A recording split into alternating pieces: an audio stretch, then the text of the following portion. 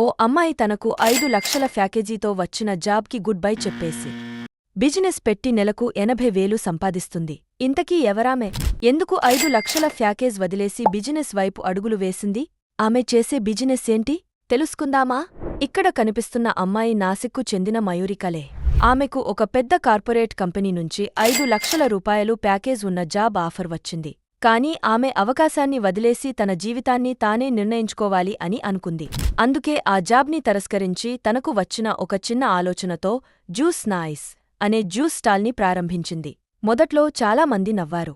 ఇంత చదువుకొని జ్యూస్ అమ్ముతావా అని అడిగారు. కానీ మయూరి తన మీద తనకున్న నమ్మకాన్ని వదల్లేదు.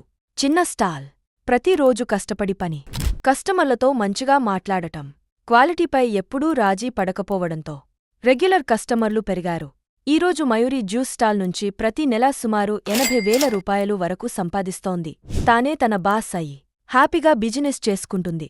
మరింకెందుకు ఆలస్యం? నిరుద్యోగులు ఉద్యోగ నోటిఫికేషన్స్ కోసం ఎదురుచూడకుండా ఇప్పుడే ఇలాంటి బిజినెస్ ఐడియాలని ట్రై చేసి మీరు కూడా కోటీశ్వరులవ్వండి.